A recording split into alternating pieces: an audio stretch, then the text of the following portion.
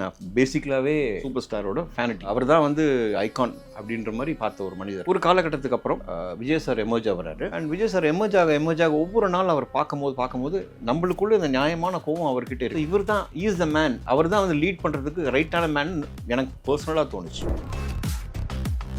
Vijay sir நல்ல மனசுள்ள ஒரு நல்ல மனிதர். விஜய் சாருக்கு அவர் கெடுதல் நினைக்க மாட்டார். அதே மாதிரி விஜய் சார் வந்து ரஜினி சார் வந்து அவருக்கு வந்து இவருக்கு ஈக்குவலாக அவர் நினைக்கவும் மாட்டார். எனக்கு ஒரே ஒரு சூப்பர் ஸ்டார் தான், ஒரே ஒரு தளபதி தான். பட் எனக்கு இவங்க ரெண்டு பேருக்குள்ள இருந்த விஷயம் வந்து திரிச்சு விடப்பட்டது.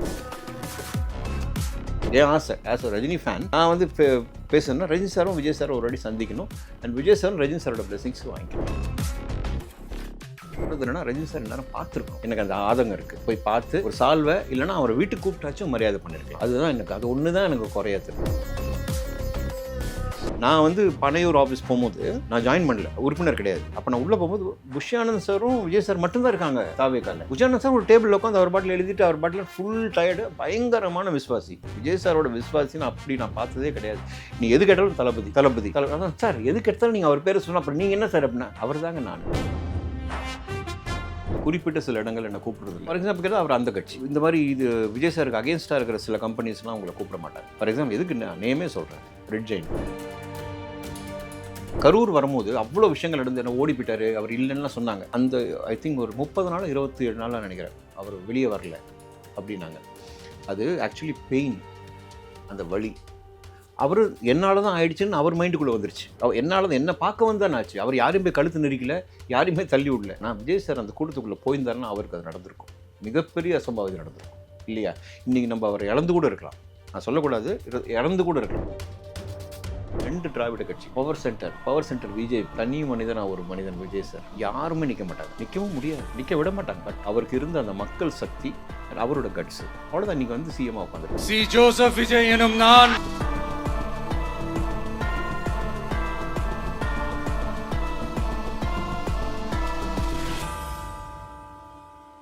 ரஜினி சாரோட ப்ரெஸ் மீட் வந்து பார்க்க முடிஞ்சுது. அது தேவையா, இந்த நேரத்தில் அது வேணுமா அப்படின்னு ஏகப்பட்ட கருத்துக்கள் சொன்னாலும் ஜீவா ரவி சாரோட கருத்து என்ன? பேசிக்கலாகவே சூப்பர் ஸ்டாரோட ஃபேனட்டிக். அவர் தான் வந்து ஐகான் அப்படின்ற மாதிரி பார்த்த ஒரு மனிதர். ஒரு காலகட்டத்துக்கு அப்புறம் விஜய் சார் எமர்ஜ் ஆகிறாரு. அண்ட் விஜய் சார் எமர்ஜ் ஆக ஒவ்வொரு நாள் அவர் பார்க்கும்போது நம்மளுக்குள்ள இந்த நியாயமான கோவம் அவர்கிட்ட இருக்குது. ஸோ இவர் தான் இஸ் த மேன், அவர் தான் வந்து லீட் பண்ணுறதுக்கு ரைட்டான மேன் எனக்கு பர்சனலாக தோணுச்சு. அதுக்குன்னு ரஜினி சார் அவர் லீட் பண்ண வரல, அவர் உடம்பு ஒத்துழைக்கல, நிறைய விஷயங்கள் நடந்துருச்சு, அது விட்டுடலாம். பட் திஸ் மேன், இவர்கிட்ட ஒரு மேஜிக்கல் பவர் இருக்குது. டெஃபினட்டாக பவர்ஃபுல்லாக நியாயமாக கட்ஸோடு செய்வார், தைரியமாக செய்வார், யாருக்கும் பின் வாங்க மாட்டார். அவ்வளோ பெரிய கட்சி, 2 திராவிட கட்சிங்க. பவர் சென்டர் பிஜேபி, தனி மனிதனாக ஒரு மனிதன் விஜய் சார். யாருமே நிற்க மாட்டாங்க, நிற்கவும் முடியாது, நிற்க விட மாட்டாங்க. பட் அவருக்கு இருந்த அந்த மக்கள் சக்தி, அவரோட கட்ஸு, அவ்வளோதான். நீங்கள் வந்து சிஎம்மாக உட்காந்துருக்காரு, இதுதான் நான் சொல்லுவேன். பட் அந்த இன்டர்வியூ தேவையில்லைன்னு நான் சொல்ல மாட்டேன். ரஜினி சாரை பொறுத்த வரைக்கும் விஜய் சார் வந்து ரஜினி சாரோட ஃபேன். ரஜினி சார் படங்கள் பார்த்து அவர் இன்ஸ்பிரேஷன் எடுத்து அவர் டைலாக்லாம் பேசி வந்தது. நடுவில் சில ஊடகங்கள் வந்து சிரிச்சு விட்ட விஷயம் வந்து இவர் இப்படி பேசினார். ரஜினி சார் நல்ல மனசுள்ள ஒரு நல்ல மனிதர். விஜய் சாருக்கு அவர் கெடுதல் நினைக்க மாட்டார். அதே மாதிரி விஜய் சாரை வந்து ரஜினி சார் வந்து அவருக்கு வந்து இவருக்கு ஈக்குவலாக அவர் நினைக்கவும் மாட்டார். எனக்கு ஒரே ஒரு சூப்பர் ஸ்டார் தான், ஒரே ஒரு தளபதி தான். பட் எனக்கு இவங்க ரெண்டு பேருக்குள்ளே இருந்த விஷயம் வந்து திரிச்சு விடப்பட்டது. சின்ன புகைச்சல் இருக்கலாம், ஒரு ஆர்டிஸ்ட்குள்ளே ஒரு கோல்டு வார் இருக்கலாம், அதெல்லாம் ஹெல்த்தியாக இருக்கும் தவிர. பட் ரஜினி சார் இவர் ஒரு ரைவல்ரி கிடையாது. நாளைக்கு வந்து இவர் நம்ம வீட்டு புள்ள, நீ நல்லா இருன்னு ஆசீர்வாதம் டெஃபினட்டாக அவர் பண்ணுவார். நான் என்ன வெயிட் பண்ணுறேன்னா ரஜினி சாரும் விஜய் சாரும் ஒரு சந்திக்கணும். என் ஆசை ஆஸ் அ ரஜினி ஃபேன் நான் வந்து பேசணுன்னா ரஜினி சாரும் விஜய் சாரும் ஒரு வாட்டி சந்திக்கணும். அண்ட் விஜய் சாரும் ரஜினி சாரோட பிளெஸிங்ஸ் வாங்கிக்கணும்.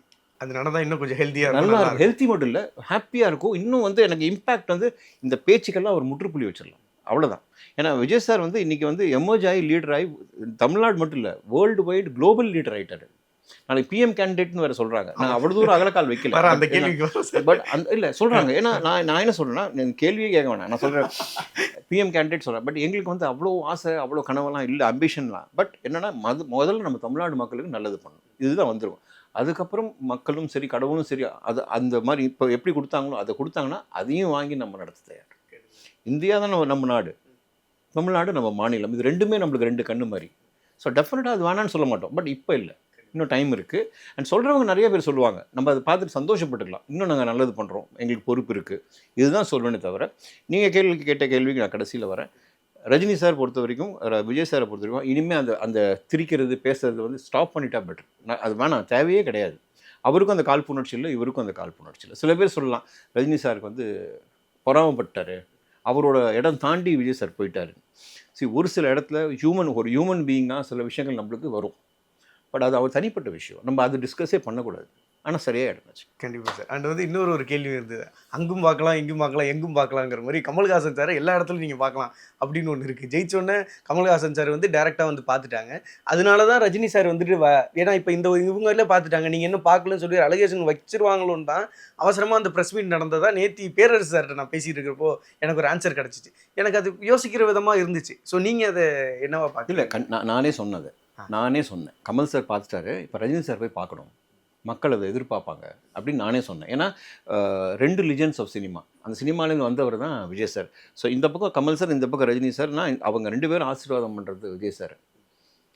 பேசிக்காகவே கமல் சாருக்கு விஜய் சார் ரொம்ப பிடிக்கும், உங்களுக்கே தெரியும். ரொம்ப அவரோட சைலன்ஸ் எனக்கு ரொம்ப பிடிக்கும்னு. பட் என்ன தான் நான் சொல்கிறது என்னென்னா, ரஜினி சார் நேரம் பார்த்துருக்கணும், எனக்கு அந்த ஆதங்கம் இருக்குது. போய் பார்த்து ஒரு சால்வை இல்லைனா அவரை வீட்டுக்கு கூப்பிட்டாச்சும் மரியாதை பண்ணியிருக்கலாம். அதுதான் எனக்கு, அது ஒன்று தான் எனக்கு குறையாக தெரிஞ்சிட்ருக்கு. But Kamal sir correct time போய் பார்த்துட்டார், அது வரைக்கும் ரொம்ப ரொம்ப சந்தோஷம். நான் அது சொல்லவே இல்லை. பட் சாரும் வந்து போயிட்டாருன்னா எனக்கு ரொம்ப ஹாப்பியாக இருக்கும். அவரோட பிளெஸிங்ஸ் போகணும், கண்டிப்பாக போகணும். கண்டிப்பாக சார், அது நடக்கும்னு சொல்லிட்டு நம்ம நடக்கும். அண்ட் வந்து அடுத்ததாக இப்போ உங்களுடைய காஸ்டியூம் வந்து டிவிக்கோட அந்த ஒரு போராளியோட காஸ்டியூம், அது ஆரம்பத்துலேருந்து இருந்து அப்படி இருக்கிற ஒரு காஸ்டியூம். இப்போ விஜய் சார் வந்து அந்த கோட் சூட்லாம் போட்டு ஒரு மாதிரி பயங்கரமாக வேற ஒரு லுக்கில், அன்எக்ஸ்பெக்டட் லுக். அது நானே எதிர்பார்க்கல, நாங்களே எதிர்பார்க்கல. நான் சொல்கிறத விட நாங்கள். ஸோ அதுக்கு ஒரு மீனிங் இருக்குங்க. நான் வந்து கேள்விப்பட்டது, படித்ததில் ஒரு மீனிங் இருக்குது. அவர் அந்த பிளாக் அண்ட் ஒயிட் அப்படின்னு போடுறது, கோட் போடுறாருல, ஒயிட் வந்து ஆமாம் அப்படின்னு ஆமோதிக்கிற ஒரு சைன், பிளாக் வந்து நோ. என்ன அர்த்தம் அப்படின்னா, எதுக்கு ஆமாம் எஸ் சொல்லணுமோ அதுக்கு எஸ் சொல்கிறோம், வேணான்னா வேணாம் சொல்கிறோம். அதுதான் அந்த ட்ரெஸ் கோட் சார். பயங்கரமான இதாக இருக்குது சார், உண்மையாக. அதுதான் மீனிங்கே. ஒயிட் என்ன உங்களுக்கு? ஒயிட் வந்து எல்லாத்தையும் பியூர்ஃபுல்லாக ஒரு இடம் சொல்லுவாங்க சுக்ரன், ஃபார் எக்ஸாம்பிள் சொல்கிறேன், சாமி பக்தி இருக்கிறவங்கன்னா சுக்ரன் போட்டு போங்க, உங்கள் எல்லா இடம் நல்லது நடக்கும், பார்க்கும்போது பளிச்சுன்னு தெரியும். ஒயிட் வந்து சிம்பிள் ஆஃப் பாசிட்டிவிட்டி. பிளாக் வந்து என்ன சொல்லுவாங்க சில பேர், ஆனால் மேக்ஸிமம் வந்து பிளாக் தான் எல்லாருக்கும் பிடிக்குது. பிளாக் வந்து சாத்தான் கலர், அந்த கலர் இந்த கலர். பிளாக் வந்து உங்களுக்கு துக்கத்துக்கு போடுவாங்க அப்படின்னு கிடையவே கிடையாது. பிளாக் என்ன ஃபோமாக வந்து இது தப்பு, இது கிடையாது, நோ. சொந்த பிள்ளையாக இருந்தாலும் அந்த பதில் வரும். ஒயிட்டு போட்டால் பண்ணிக்கலாமே, எஸ் நியாயமாக இருக்குது. ஸோ அது எஸ் நோ தான், அதோட ட்ரெஸ் கோடு தான் அது. நான் வந்து நல்லதுக்கு எஸ் சொல்வேன், கெட்டதுக்கு நோ சொல்வேன்றது தான் ஒயிட் அண்ட் பிளாக். கண்டிப்பாக சார். இதுவரையும் இதை யாருமே சொல்லலை, நீங்கள் தான் அதை ஃபஸ்ட்டு சொல்லியிருக்கீங்க. நிஜமாக யாருமே சொல்லலையா? நான் படித்தேன், அதை படித்தேன். யாருமே இது யாரோ ஒரு சொல்லி அதை நான் படித்தோன்னே எனக்கு மைண்டில் இது உட்காந்து சரி சொன்னவருக்கு நன்றி. அது யாருன்னு தெரியல, ஞாபகம் இல்லை எனக்கு. பட் இதுதான் மீனிங் அப்படின்றது நான் எடுத்துக்கிட்டேன். கண்டிப்பாக. ஆனால் அது மீனிங்காக இல்லைன்னா கூட கரெக்டான மீனிங், கண்டிப்பாக கரெக்டான ட்ரெஸ் கோடில். ஸோ இது எப்படி உங்களுக்கு வந்து ஒரு போராளியோ இல்லை ஜெயிக்கிறதுக்கு உரிய விஷயமோ, அதுவும் அப்படிதான். காரணம் இல்லாமல் அதை போடவே இல்லை. எப்படிங்க வந்து ஒரு மனுஷன் வந்து இப்போ கோட் சூட் போகிறாருன்னு வச்சுங்க, இப்போ நாளைக்கு ஃபாரின் வந்து இப்போ BMW ஹுண்டாய் எல்லாம் வராங்க, கலெக்டர்ஸ் எல்லாம் வரும்போது அவங்களுக்கு நம்பாலோட பேசுகிற மாதிரி இருக்கும். இப்போது மினிஸ்டராக இருந்து நீங்கள் வேஷ்டி கட்டி உட்காரும்போது அவங்களுக்கு வந்து கொஞ்சம் ஒரு டிஸ்டன்ஸ் கிடைக்கும். அதுக்குன்னு வந்து மக்கள் அவர் சந்திக்க போகும்போது மக்கள் வந்து பொறுத்த வரைக்கும் இது வேறு சிஎம்மாக இருந்தால் அது பொருந்தாது. இவருக்கு வந்து எந்த ட்ரெஸ் போட்டாலும் இவர் ஏற்றுப்பாங்க. அதனால் இந்த ட்ரெஸ் கோட் அவர் போடும்போது என்னென்னா, அதிகாரியோட அதிகமாக டைம் ஸ்பெண்ட் பண்ணுறதுனால அந்த அதிகாரியாக இவர் இருக்காருன்றது ஒரு இண்டிகேஷன். கண்டிப்பாக சார், இது ஒரு நல்ல விஷயமா இருக்குது. அண்ட் வந்து அந்த ட்ரெஸ் கோடே வந்து turn to CM to PM அப்படி சொல்லிட்டு ஒரு டேக்லைனும் வந்து செட் பண்ணுறாங்க. நான் நிறைய வீடியோஸ் பார்த்தேன் இன்ஸ்டாகிராமில். என்னன்னா வட மாநிலங்களா அங்கே எங்கெல்லாம் போயிட்டு Vijay sir Modi sir photo கேட்குறப்ப எல்லாம் விஜய் சாரை செலக்ட் பண்ணுற மாதிரிலாம் நான் பார்த்தேன். நீங்களும் அதை பார்த்துருப்பீங்க. ஆமாம். ஸோ அது இன்னும் கொஞ்சம் எலாபரேட் ஆகிட்டு. இப்போ என்னென்ன எலாபரேட் மட்டும் இல்லை, இப்போ ஸ்டேட்ஸ் சண்டிகார், இப்போ கல்கட்டா, இதுலாம் தளபதி விஜய் அப்படின்றாப்புல சொல்கிறாங்க. ஏன்னா அதுக்கு முன்னாடி வந்து யாருமே வந்து தமிழ் ஆர்டிஸ்ட் பேர்லாம் சொன்னதே கிடையாது, தமிழில் இருக்கிற லீடர்ஸ் பேரும் சொன்னது கிடையாது. இப்போ எம்ஜிஆராக இருக்கட்டும், எம்ஜிஆர் சாராக இருக்கட்டும், ஜெயலலிதா அம்மா கூட நார்த்தில் வந்து இப்படிலாம் கொண்டாடல, ஃப்ளாகை வச்சு கொண்டாடுறாங்க. இப்போ ஃபார் எக்ஸாம்பிள் கேரளாவில் பெருசாகிட்டு வருது, சுவிட்சர்லாண்டில் கொண்டாடுறாங்க, கத்தார், துபாய், நீ எல்லா இடத்துலையும் வந்து உலகளாவிய ஒரு மக்கள் தலைவனாக அவர் உருவாக்கிட்டு இருக்காரு. ஏன்னா அப்போ என்ன, அது மட்டும் இல்லை, அவரோட போராட்டங்கள் இருந்துச்சு பாருங்கள். அவரை வந்து ஒவ்வொரு வாட்டி மிசைல் விட்டு அடித்தாங்க, எல்லாமே மிசைல் தான், எதுவுமே. ஆனால் இன்ட்ரெஸ்ட் பண்ணி அத்தனையும் உடைச்சார். என்ன ஆயிடுச்சுன்னா, இது இவ்வளோ ஒரு மனுஷனுக்கு இவ்வளோ கொடுக்கும்போது அத்தனை லவ்வும் அவருக்கு வந்துருச்சு, குளோபலாகவே, உலகளாக உலகளாவிய மக்களோட அன்பு, நான் not only TVK, not only தமிழர், ஜாதி மத பேதம் இல்லாமல் எல்லா மொழிக்காரர்களும், என் ஃபாரினர்ஸ் கூட தளபதி விஜய் அப்படின்ற ஒருத்தன் எனக்கு shock. What are you talking அப்படின்னா தளபதி விஜய். அது என்ன அவ்வளோ தூரம் ரீச் ஆயிருக்கு, பியூட்டிஃபுல்லாக ரீச். அது வரைக்கும் அவரோட மேஜிக்கல் பவர் மட்டும் இல்லை, அவரோட உழைப்பு, அது உண்மையான கட்ஸோட உழைப்பு. கூட யாருமே இல்லைங்க, தனியாக ஒரு மனுஷன். நான் வந்து பனையூர் ஆஃபீஸ் போகும்போது, அப்போது நான் சொல்கிறது ஃபஸ்ட்டு நான் ஜாயின் பண்ணல, உறுப்பினர் கிடையாது. அப்போ நான் உள்ளே போகும்போது புஷ்யானந்த் சாரும் விஜய் சார் மட்டும்தான் இருக்காங்க தாவேக்கால உள்ள. புஷ்யானந்த் சார் ஒரு டேபிளில் உட்காந்து அவர் பாட்டில் எழுதிட்டு அவர் பாட்டில் ஃபுல் டயர்டு, பயங்கரமான விஸ்வாசி. விஜய் சாரோட விஸ்வாசின்னு அப்படி நான் பார்த்ததே கிடையாது. நீ எது கேட்டாலும் தளபதி தளபதி அதான் சார், எதுக்கு எடுத்தாலும் நீங்கள் அவர் பேரை சொன்னால் அப்புறம் நீங்கள் என்ன சார் அப்படின்னா அவர் தாங்க நான், அவரையா நான் ஃபுல்லாக. எனக்கு என் தனித்தன்மைலாம் எனக்கு கிடையாது, நான் எல்லாமே தளபதி தான் அப்படின்னு. ஃபஸ்ட் டைம் அவர் அயலகத்துக்காக போகிறேன், கத்தார் அயலகம்காக. செகண்ட் டைம் நான் போகும்போது உறுப்பினர், செகண்ட் டைம் போகும்போது கேஎஸ் செங்கோட்டையை நான் மீட் பண்ணுறேன். ஒரு ஸ்பார்க் வருது, இந்த மனுஷன் ஏதோ பண்ண போகிறாரு டெஃபினட்டாக, நம்மளுக்கு இதெல்லாம் நடக்கணும்னு நினைக்கிறோம், இவர் பண்ணிடுவார் தான், இவர் பின்னாடி நிற்கிறோம். செங்கோட்டையன் சார் இருக்கார், அவரும் வந்து கரெக்டாக அந்த ஸ்பார்க்கை ஏற்றி விட்றாரு. ஜாயின் பண்ணியாச்சு, கார்டு வந்துருச்சு. அதுக்கப்புறம் நான் டிவிக்கேனா மாறினேன். அதுக்கப்புறம் தான் ஒருத்தராக உள்ள வராங்க. ஆக்சுவலி பார்த்தா தாடி பாலாஜி, அதுக்கப்புறம் தாடி பாலாஜி உறுப்பினரான்னு எனக்கு தெரியல, பட் நண்பன், விஜய் சாரோட நண்பன், ஆதி காலத்துலேருந்து அவர் நண்பன். அண்டு சவுந்தரராஜா உள்ள. பட் எனக்கு தெரிஞ்சு இந்த ஃபஸ்ட் ஆக்டர் கட்ஸோட ஓப்பனாக நான் டிவிக்கே சப்போர்ட் பண்ணுற சொன்ன முதல் ஆர்டிஸ்ட் நான் மட்டும்தான். கண்டிப்பாக சார். ஆனால் நான் இப்போ அது டேர்ன் டு அந்த பீரியடுக்கு போக விரும்புகிறேன். என்னன்னா இப்போ சிஎம் ஆகிட்டாங்க எல்லாம் ஓகே, பட் நீங்கள் அப்போ ஒரு முடிவு எடுக்கிறீங்கல்ல, அதுக்கு பின்னாடி நிறைய ஆப்போசிட்டான விஷயங்கள்லாம் உங்களுக்கு நடந்திருக்குமே, நிறைய பேர் விமர்சனங்கள் சொல்லியிருப்பாங்க. I'll tell you, அது என்னன்னா இன்னைக்கு வரைக்கும் குறிப்பிட்ட சில இடங்கள் என்னை கூப்பிட்றதில்ல. ஃபார் எக்ஸாம்பிள் அவர் அந்த கட்சி முதல்ல சொன்னாங்க, நான் முதல்ல வந்து என் பையனே சொன்னாப்புல, சன்னு ஃபேமிலியில் என் ஒய்ஃபை தவிர, என் ஒய்ஃப்க்கு என் மேலே நம்பிக்கை இருந்துச்சு, அதேமாதிரி விஜய் சார் மேலே நம்பிக்கை இருந்துச்சு, லீடர். அப்புறம் கேஎஸ் செங்கோட்டையன்.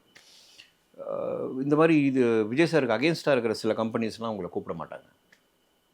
ஃபார் எக்ஸாம்பிள் எதுக்கு நான் நேமே சொல்கிறேன், ரெட் ஜெயிண்ட் நான் 3 படம் பண்ணிட்டேன், கழகத் தலைவன், ரெட் ஜெயிண்ட்லேயே 3 படம், நெஞ்சுக்கு நீதி 3 படம் பண்ணிட்டேன்.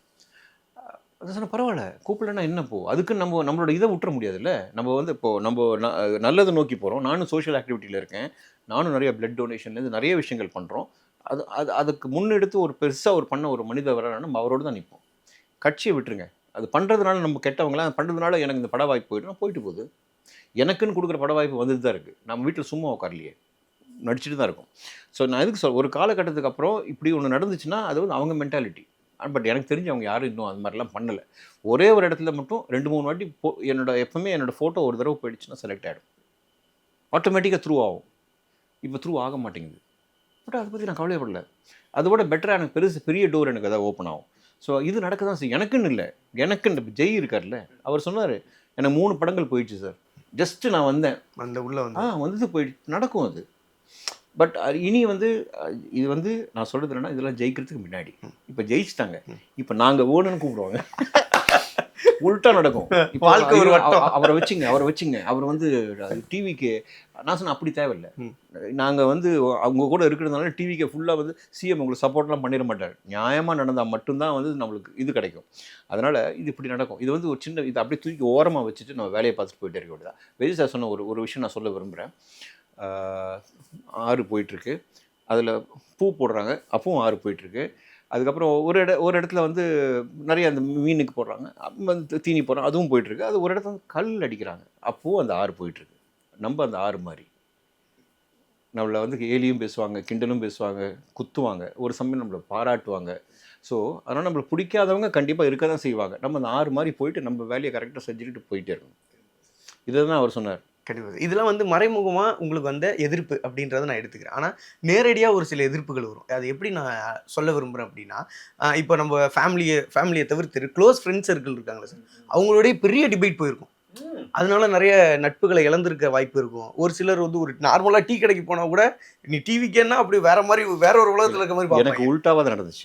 எனக்கு டிபேட் இருக்கும்போது எப்போ டிபேட் வந்ததுன்னா, ஒரு மிசைல் அடித்தாங்க அவர் கரூர். அதுக்கப்புறம் ஒரு ஃபங்க்ஷனுக்கு ஒன்றா போயிட்டாங்க. என்ன சார் உங்கள் ஆள் இப்படி, நான் பதிலே அப்படின்ட்டு போயிட்டே இருந்தேன். ஷூட்டிங் ஸ்பாட்டில் அப்புறம் திருப்பி வந்து இப்படி பண்ணிடக்கூடாது, கஷ்டம். அப்படியா, சரி, அவ்வளோதான். நீங்கள் ரியாக்ட் பண்ணாதான் பிரச்சனை. அப்போ எனக்கு மைண்டுக்குள்ளே வந்து உட்காந்தது விஜய் சார் தான். தளபதி அவர் இவ்வளோ விஷயங்களுக்கு என்ன பண்ணியிருக்காரு? அவ்வளோதான் பண்ணியிருக்காரு. சட்டமன்றத்திலே இப்போ சட்டசபையிலே அதான் பண்ணியிருக்காரு. இப்போ செக்ரட்டரி. ஸோ இது சைலன்ஸ் தான் உனக்கு பவர். அவரோட சைலன்ஸ் வந்து என்ன சொன்னாங்க, என்ன சொல்லுவாங்க, ஒரு அருமையான ஒரு 2 வேர்டு சொன்னார். Bury them with your smile, kill them with your success. அது கரெக்ட். அதை அவர் ஃபாலோ பண்ணுறாரு. ஏன்னா இப்போ கரூர் வரும்போது அவ்வளோ விஷயங்கள் நடந்து என்ன ஓடி போயிட்டாரு, அவர் இல்லைன்னா சொன்னாங்க. அந்த ஐ திங்க் ஒரு 30 நாள் 27 நாளாக நினைக்கிறேன் அவர் வெளியே வரல அப்படின்னாங்க. அது ஆக்சுவலி பெயின், அந்த வலி. அவர் என்னால் தான் ஆயிடுச்சுன்னு அவர் மைண்டுக்குள்ளே வந்துருச்சு. என்னால் தான், என்னை பார்க்க வந்தான்னு ஆச்சு. அவர் யாரையும் போய் கழுத்து நெரிக்கல, யாரையுமே தள்ளி விடல. ஆனால் விஜய் சார் அந்த கூட்டத்துக்குள்ளே போயிருந்தாருன்னா அவருக்கு அது நடந்திருக்கும். மிகப்பெரிய அசம்பாவிதம் நடந்திருக்கும் இல்லையா? இன்றைக்கி நம்ம அவரை இழந்து கூட இருக்கலாம். நான் சொல்லக்கூடாது, இழந்து கூட இருக்கலாம். கரூரில் அது நடக்கிறதுக்கான அத்தனை விஷயங்களும் அது அங்கே இருந்துச்சு. அப்படி ஒரு ஸ்கெட்ச் இருந்துச்சு உள்ள. டெஃபினட்டாக இருக்குன்னு நான் சொல்கிறேன். இருந்துச்சுன்னு நான் ஓப்பனாகவே சொல்கிறேன். ஏங்க திடீர்னு அப்படி ஒரு விஷயம் நடக்கணும்? அது ஏன் விக்ரவாண்டியில் நடக்கலை? அது ஏன் ஈரோடில் நடக்கலை? அங்கே மட்டும் ஏன் நடக்குது? அப்போ விஷக்கிருமிகள் அங்கே நிறையா இருக்காங்க. சடனாக ஒருத்தன் செருப்பு போடுறான். எல்லா விஷயமும் கரூர் தான் நடந்துச்சு. நீ கணக்கு பண்ணி பார்த்தீங்கன்னா 1 2 3 4 5 6 எல்லாமே கரூர் தான். இந்த ஒரு அசம்பாவிதம் வேறு எங்கேயாச்சும் நடந்துச்சுன்னு சொல்லுங்கள். Not even Salem. மயக்கம் போட்டு விடுவதெல்லாம் அசம்பாவிதம் கிடையாது, நம்ம கையில் கிடையாது மேலே. ஸோ டெஃபினட்டாக வந்து அந்த இடத்துல அவர் போனது தான் நல்லது. அவர் போகாமல் ஹாஸ்பிட்டலுக்கோ இல்லை கூட்டத்தில் இறங்கியிருந்தாருன்னா என்ன வேணால் நடந்திருக்கலாம். ஒரு நல்ல மனுஷன் இழந்திருப்போம். பட் ஒன்றே ஒன்று சொல்கிறேன், நாடு கொந்தளிச்சிருக்கும். I'm telling you. வேறு மாதிரி ஆயிருக்கும், வேறு மாதிரி புரட்சியாக இருக்கும். பட் அது நடக்க விடாமல் கடவுள் தடுத்துட்டாங்க, விஜய் சாரும் தடுத்தார். அவர் தேங்க்ஸ் சொல்லணும். இப்போ ஆனால் ஒன்றே ஒன்று சொல்கிறேன், அந்த 41 பேர் அவங்க உயிரை கொடுத்துட்டு விஜய் சார் உயிரை காப்பாற்றிருக்காங்க. லீடரை நம்மளை கொடுத்துட்டு போயிட்டாங்க. அவங்க அந்த சோல்ஸே சொல்லியிருக்கோம், நீங்கள் வராதிங்க, நீங்கள் போயிடுங்க அப்படின்னா. அதை போய் திருச்சி அவர் அங்கே இல்லவே இல்லை, ஓடிட்டார். என்னென்னமோ பேசுனாங்க. அந்த வாயெல்லாம் இப்போ என்ன பண்ணுன்னு சொல்லுங்கள். அந்த வாயெல்லாம் இப்போ எப்படி இருக்குன்னு எனக்கு பார்க்கணுன்னு ஆசை கேமராவில். இந்த பேசின அத்தனை அவ்வளோ கோவம் வருது. ஏன்னா அவ்வளோ நானும் அந்த பீரியடில் நானும் நிறைய மன உளைச்சலுக்கு உள்ளானேன். அதே என்னையும் தானே கேட்பாங்க. ஏன்னா எங்கள் ஃபேமிலியில் நான் மட்டும்தான் டிவிக்கு. ஆனால் சப்போர்ட்டர்ஸ் இருக்காங்க, நான் மட்டும்தான் உறுப்பினர். சில எதுக்கு நீங்கள் அவசரப்பட்டீங்க அப்படின்லாம் ஃபேமிலியிலே வந்துச்சு. என் ஒய்ஃபை தவிர. என் ஒய்ஃப் வந்து ஃபுல் சப்போர்ட், ஒய்ஃபை தவிர. பட் அவங்க என் மேலே அக்கறையில் சொன்னாங்க, உங்கள் பட வாய்ப்பு வராமல் போயிட போகுது, இன்கம் கட் ஆகிட போகுது. இவ்வளோ நாள் நம்ம சம்பாரித்து காப்பாற்றிட்டோம், திருப்பி காப்பாற்ற மாட்டோமா? என்னங்க நடிப்பு இல்லைன்னா நம்ம ஓலா ஓட்ட போகிறோம், ரேப்பிடோ ஓட்ட போகிறோம். என்ன மனுஷனுக்கு தொழிலாக இல்லை நம்மளுக்கு, அதை பண்ண போகிறோம், அவ்வளோதான். லீடர் இருக்கார் சார், ஏதாவது ஒரு வேலை போட்டு கொடுங்க சார், கவர்மெண்ட் ஜாப் என்ன சரி வேணாம் சார், ப்ரைவேட்லேயாச்சும் வாங்கி கொடுங்க. எவ்வளோ மினிஸ்டர்ஸ் இருக்காங்க, நான் உண்மையாக வேலை செய்கிறேன், இல்லை சோஷியல் ஆக்டிவிட்டி பண்ணுறேன், என்ன வேணால் பண்ணி பொழைக்கலாம். அதெல்லாம் ஒன்றுமே இல்லை. யாரும் யாரோட வாழ்க்கையை அழிச்சிட முடியாது. எங்களுக்கு ஒரே சந்தோஷம் என்னென்னா மக்களுக்கான தலைவன் வந்தாச்சு, இனி நல்லது நடக்கும். அதுக்கு பின்னாடி நம்ம ஒரு சின்ன புள்ளியாக கூட இருக்கும், அவ்வளோதான்.